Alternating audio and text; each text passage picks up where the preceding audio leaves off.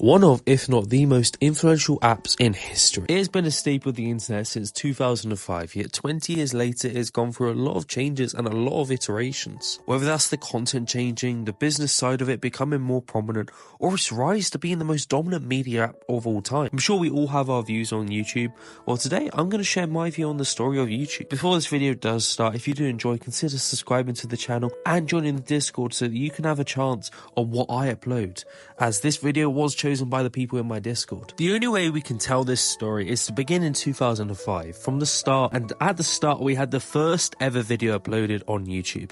Me at the zoo, arguably the most famous video on YouTube of all time. This video came out a couple weeks after YouTube was released, and after this video came out, it has created 20 years of ups and downs on this app. Now I'm going to say this now, I'm not the most knowledgeable of the early days of YouTube. I mean, I was starting school at the time, so I wasn't spending much time on it, but I will try to tell you as much as I can. In the early days of YouTube, it was very different than what it was like today. People didn't have any directions of their videos, they just record something and post it on YouTube. Money wasn't a thought, and neither was making a career on these videos. No, the only thing people were posting were funny comedic videos that were most likely a one-off, or they made series of just playing around with their friends. Now, of course, that doesn't mean that there weren't some channels who emerged through the rest of them and gained a lot of subscribers. In the early days, it had the likes of Fred, Smosh, and I'm gonna say this without trying to cancel myself. How do I do this?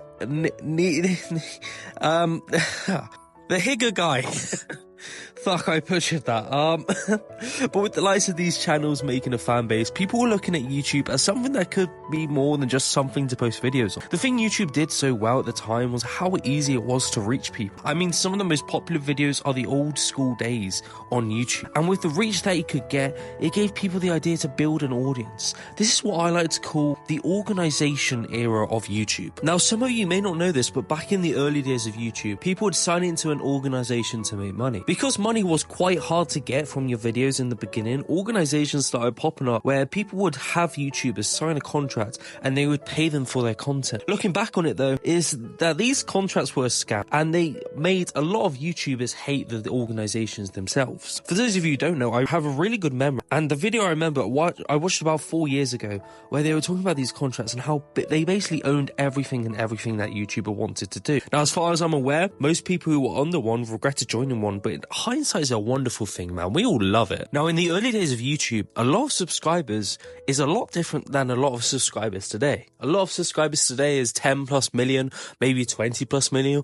Back then, there were very few channels near or above 1 million subscribers. And that's purely because of the amount of people who were using the app at the time. So all these content creators at the start, well, they make seem like they didn't have as much of an audience that they did. Their subscriber counts related to nowadays would be 50 plus million for pretty much all of them. And this really showed people that you could make a career off this, which is why making money on it became so prominent. Now, this next period is the period I know basically nothing about, and that's from 2007 to 2012. I'm sorry, okay, I was in primary school at the time, I was like 7. Let me be, man, let me be. However, from here on out, I'm fairly knowledgeable, so let's move on to the next era of YouTube, which I like to call the group period. This is the period where YouTuber groups were starting to form and dominate the space. Whether it was the Sidemen, FaZe, Vanos Crew, or even the one called Team 10. These YouTube groups were dominating the space with their original content and the fact that they were all big creators coming together to create content. It was pretty much unheard of, these groups beforehand.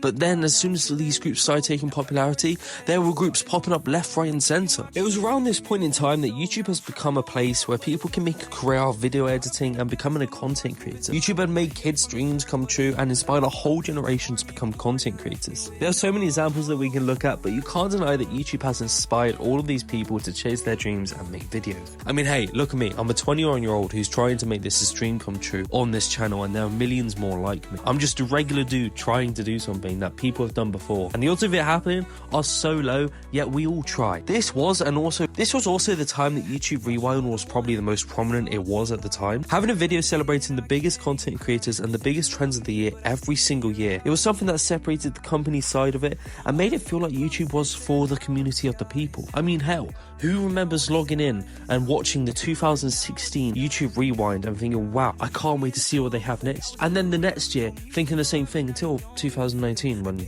shit happened with it being the most disliked video of all time. But hey, we move on from that. It should also be stated that around this time that YouTube seemed to decide to go heavy on the marketing and make it more of a business orientated platform. It was around this time that the ads have started to play a big part.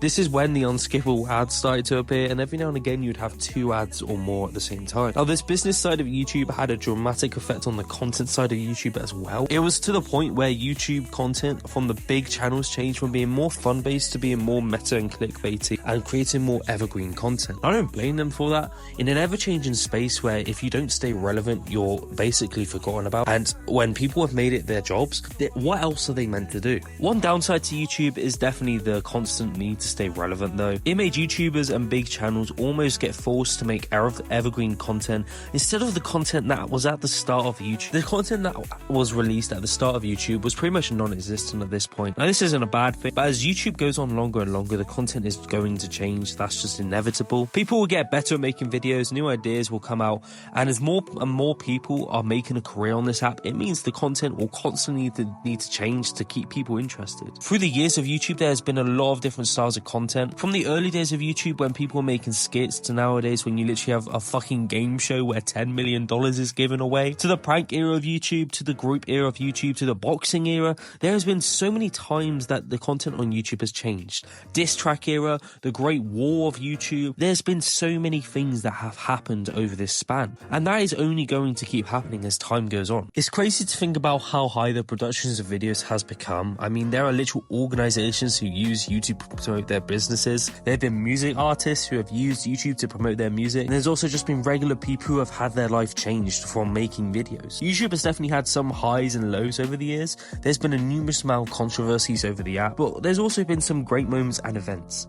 It has changed millions of people's lives all over the world, and if you look to someone back in 2006 and showed them this app and told them the people who make videos on this app will become famous and future millionaires, no one would believe you. But I think that's what makes YouTube so great. It's an app with creative freedom, and it allows people to be whatever and whoever they want to be, and has allowed people to uncover talents and passions they never knew they had. And that brings us up to today's sort of content. With the likes of speed, IRL live streaming, huge shows, anything and everything seems to be possible through this app. And this all started from a bunch of people in their bedroom watching other people make videos. YouTube is one of the most influential apps that has ever graced this planet, and it probably will be the most influential app to ever grace this planet. It has changed so many lives for the better, and it has made people become famous beyond belief. It has given people who were meant to have a regular life a chance at a greater life, and I think that's what makes this app so great. Through all this ups and downs, through all this controversies, through all the business side of it, it's still a great app that people can rely on, and it's definitely one of the best sources of media. That is all I have for today's video though. If you guys did enjoy, consider liking and subscribing, and consider checking out the rest of the videos on my channel, as I do upload quite regularly and I stream every now and then. But yeah, thank you for watching, and I hope you do have a good day.